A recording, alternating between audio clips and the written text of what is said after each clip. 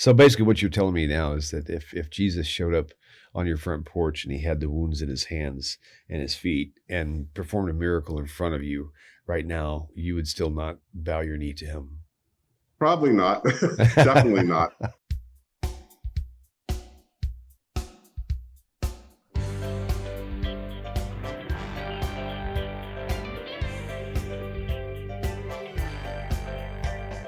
Welcome to TaNaCh Talk. I'm your host, William Hall, broadcasting live from Kingston, Texas, USA, with another testimonial that you haven't seen in quite some time. So hopefully we'll get back on this horse and start producing more of these. So welcome back, everybody. So typically my testimonials run into dealing with people who were long-term Christians in the church, more so associated somehow, either directly or indirectly, with pastorship or going to college to become a pastor or missionary, that sort of thing. So, but today we're going to do a little different spin. This spin is going to be discussing it with a gentleman who has known about Christianity, but literally would never ever convert to Christianity, no matter what. And so, welcoming to the platform today, my new friend Michael Arlen. Welcome, my friend. How are you? Thanks, William. I'm doing fine. Hi to everybody out there. This is great. So I'm again very glad you're able to come on with us now. And so your story, I'm gonna have to add these lower thirds later. It looks like it didn't register. It's okay. So you and I were talking on the phone, and I was just random chit chat, and you had sort of mentioned a few things to me and about how your area has missionizing going on and things like this. And this is not something that you would ever consider converting to Christianity. I mean, were you raised like in a yeshiva? I mean, did you study the prophets? Were you just raised in a Jewish home and you just happened to study the whole TaNaCh, or what was your background? Well, my parents were not religious at all, and it was very interesting. Well, you would have been an easy target then, if you. Oh yeah. Wow. Okay. My parents basically came from a religious home, but as they grew older and they just kind of dropped out. They consider themselves Jewish. They weren't going to convert or anything like that. And 16, I kind of took it upon myself to go to a synagogue and to learn Judaism. And where the conversion actually, or tried to happen with me, was by an employee of my father's who was a born-again Christian. And he would certainly give me all these passages, Isaiah 53, Isaiah 7:14, Daniel 9, all the ones that we know about. And you got to remember, this is about the early to mid 80s. There was no Rabbi Skobach, Federer, or Singer to help us. But there was somebody who could actually help somewhat. It was the Rebbetzin Esther Youngrice, who I began watching her show on TV. She had a Hanini show, and then I eventually had information sent to me about a lot of things, not just conversion, about Judaism. And it basically went over a lot of these passages, and I was able to somewhat counter them. And that's kind of really my story. And I kept going to synagogue on my own, and my parents still didn't go.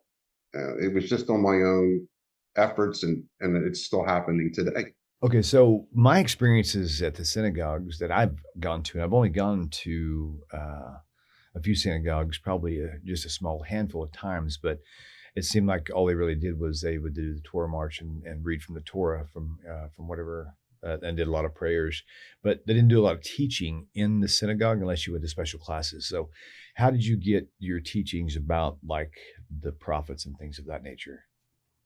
Basically through my own, and basically through also the Hardcovers. When we'd go over them, I would kind of read the commentary in the Hertz Bible or the Hertz TaNaCh and everything. And then I would read things from the Rebbetzin Esther Youngrice. That was the only place we could get that to counter some missionaries. But again, my rabbi, who actually at that time, when I was 16, he was a Orthodox ordained rabbi who was sort of he was in a conservative synagogue, but it was sort of like what we call today a modern Orthodox synagogue. But his knowledge of counter-missionary wasn't that great. And the only resource I had was from her, and that was it. And at that, it was there, but it wasn't a whole lot. That was until later on, until Jews for Judaism came on and everything like that. And that's how I really, really learned how to counter. But at that point, I just read what she said, and I kind of felt to myself too, and I think Rabbi Singer said this, that even though Isaiah 53, at the time, maybe it sounds like Jesus, but there's got to be something more to this. And I was like shaking my head. There's got to be more to this than that. I mean, why wouldn't we convert if it was so easy? And that was kind of my thinking. And that's where I took it later on with Rabbi Singer, Federo, and Skobach, and just going through that and listening what they say later on in life, though. Okay, interesting. Yes. Okay, so tell me a little bit more about this, the Esther, this Rebecca Esther Youngrice? Yes. She actually founded an organization called Hanini, Here I Am in Hebrew, and she had a big revival, actually, at Madison Square Garden to get people into Judaism. And I had joined because I was interested also to learn, and she sent me some pamphlets, and actually, funny enough, one of them was everything you wanted to know about Jesus, but were afraid to ask. And she listed all the scriptures they would use and how to counter them. It wasn't really extensive like Rabbi Singer's 2-volume set, but it was there, and it was at least something to look and to say about. And how old were you at this time? I was around 16. Okay. When you found this pamphlet by Esther? Yeah. Okay. Mm-hmm. And one of my father's employees, actually, who was a born-again Christian, would try to tell me all these scriptures, Isaiah 53, Isaiah 74, all the stuff. And I would counter him with those pamphlets, and he kind of stopped. And at the time, you have to understand, I lived in the Philadelphia area.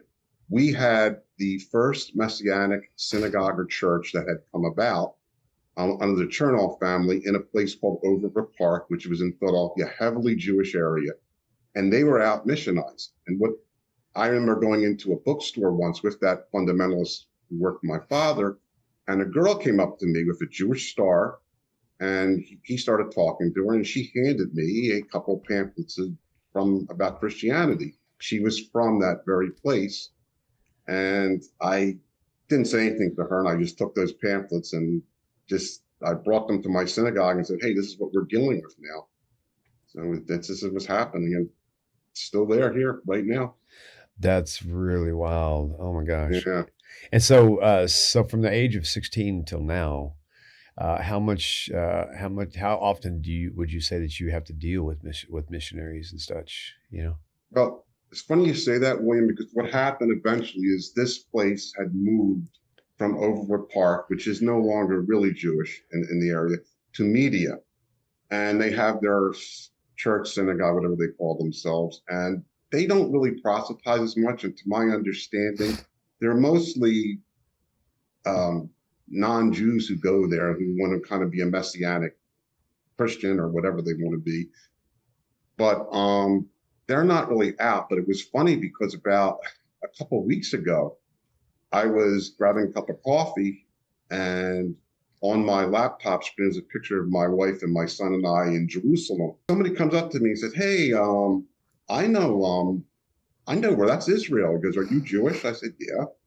And he introduced himself. He says, I am a Messianic Jew. And I looked at him, I said, you mean you're a Christian? And he said to me, like yeah, he was a nice guy, sort of. And he said to me, I'm a believer in Jesus. At least he was honest with me. Right. I mean, I was good with that. He was honest. And I tried to tell him I talked about your show to him and, watching Rabbi Singer, Federo, and Skobach and all that. And I think, though, one thing I will say to all your people out there who are listening, please do not shun these people. Do not be angry at them. Yeah. Because they are honestly. They are not going to come back. I smiled and said, look, you're still my brother. I said, please, you are welcome to come to my synagogue anytime.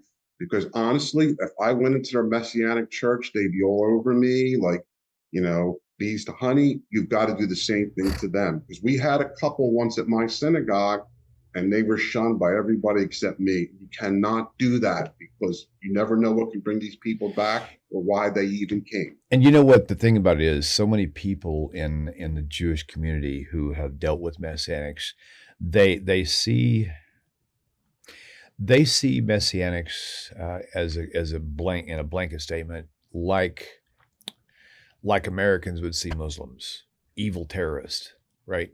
It's like Yeah. when you mention Muslim anywhere around here, they're like, oh my God, oh my God. Mhm. And so I know a lot of Muslims that are super sweet, kind, gentle people who don't agree with the war. They hate everything that's going on.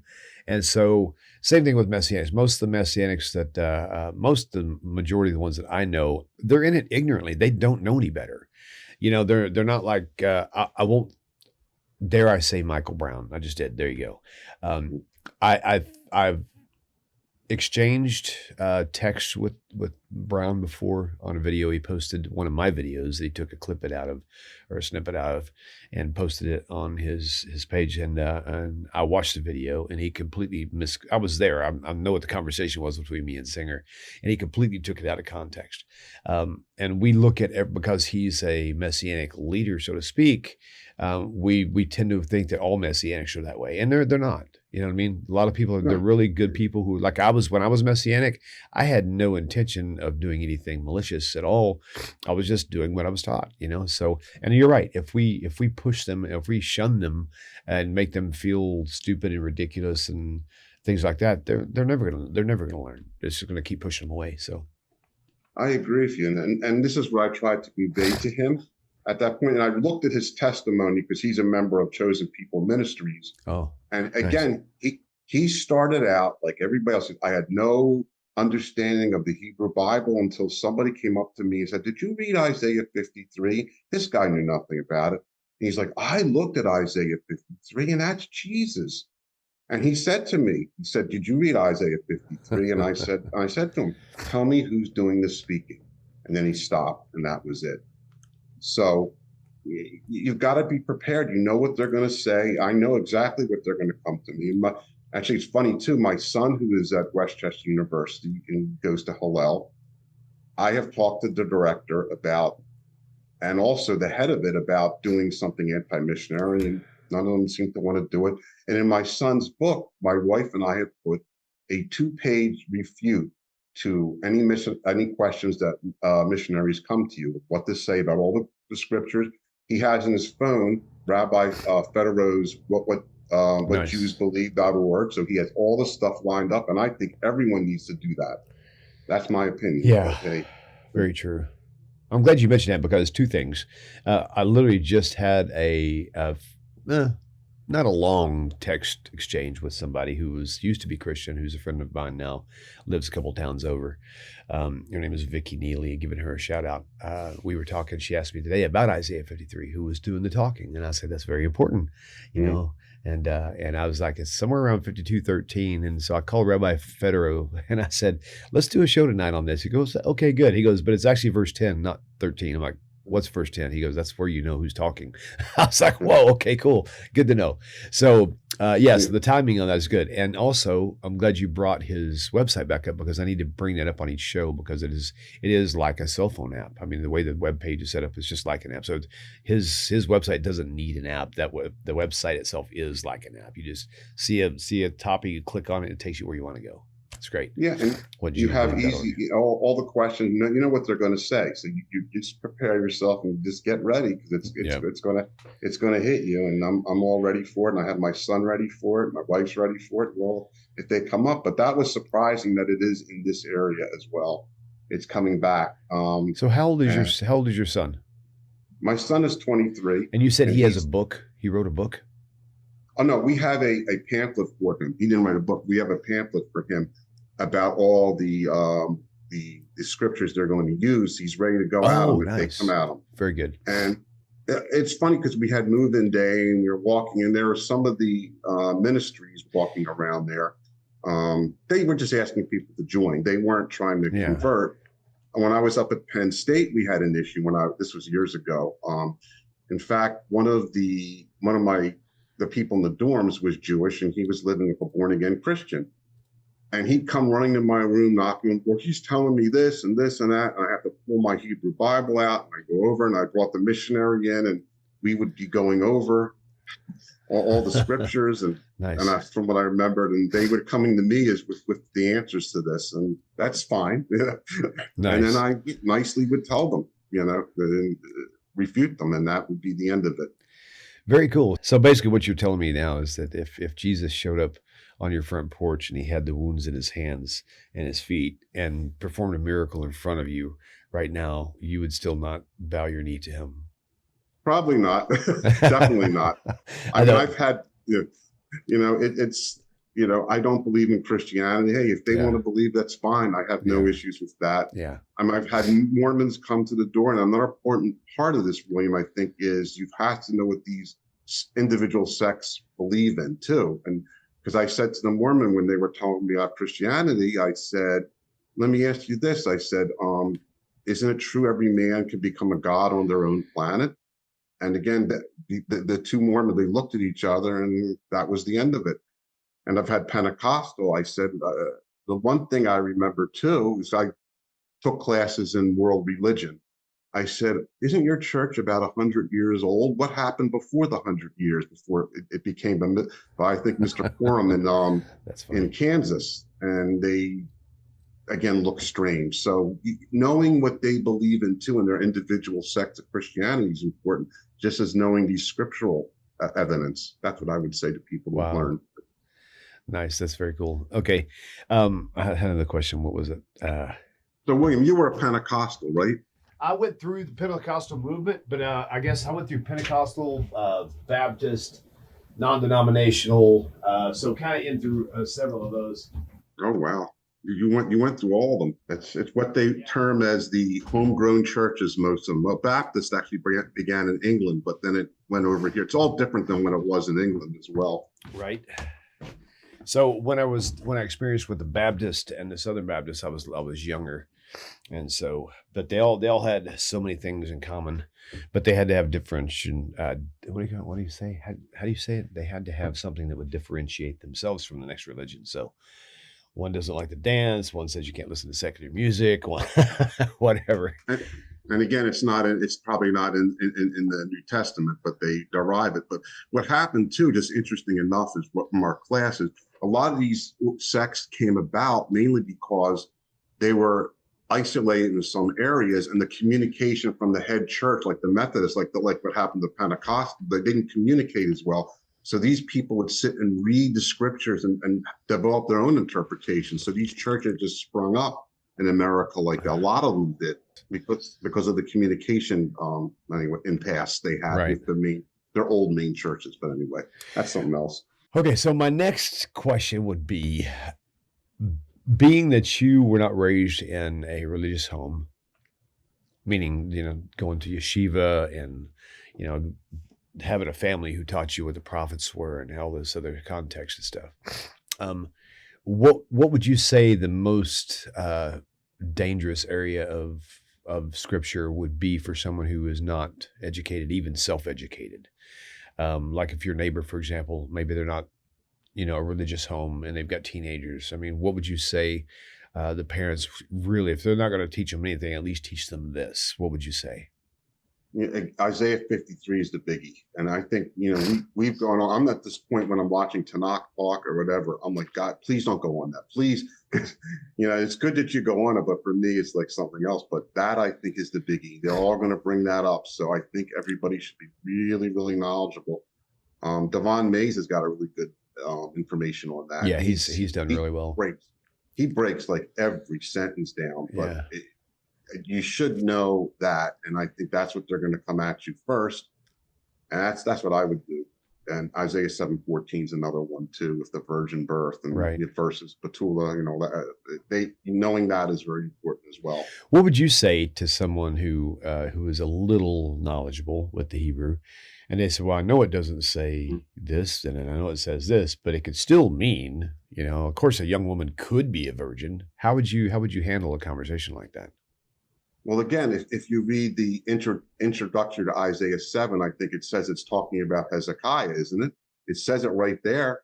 I think in the beginning, Isaiah 7:1, I believe it says in the front of that, this is about Hezekiah. So it's not talking about that. It's even if you say it could, it could maybe, and of course, I think this is like 600 or 700 years before that actually happened.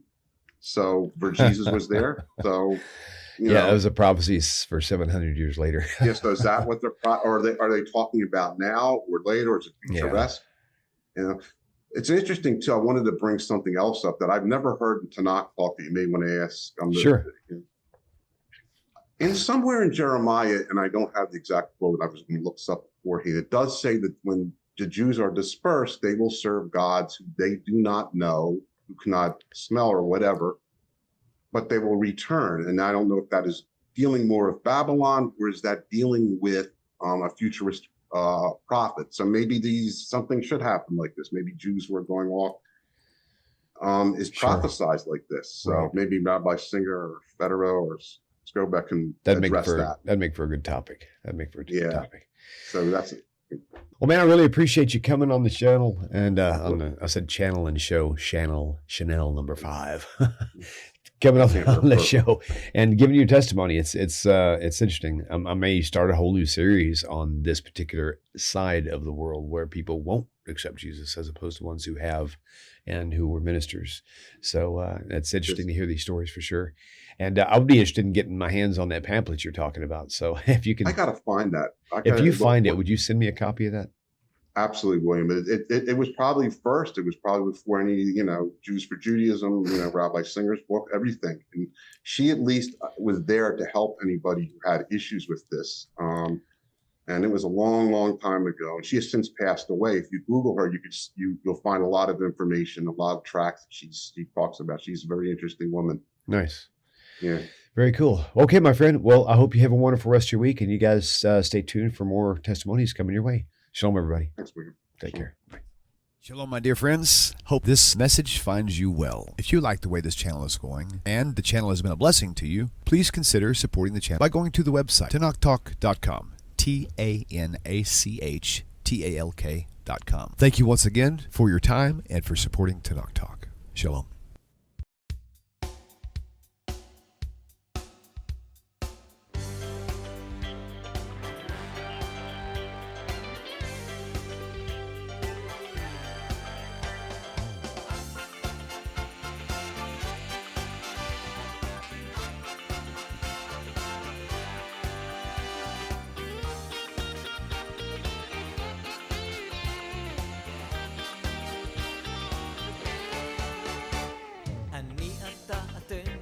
תמיד כולם ביחד, חשוב מכל חשוב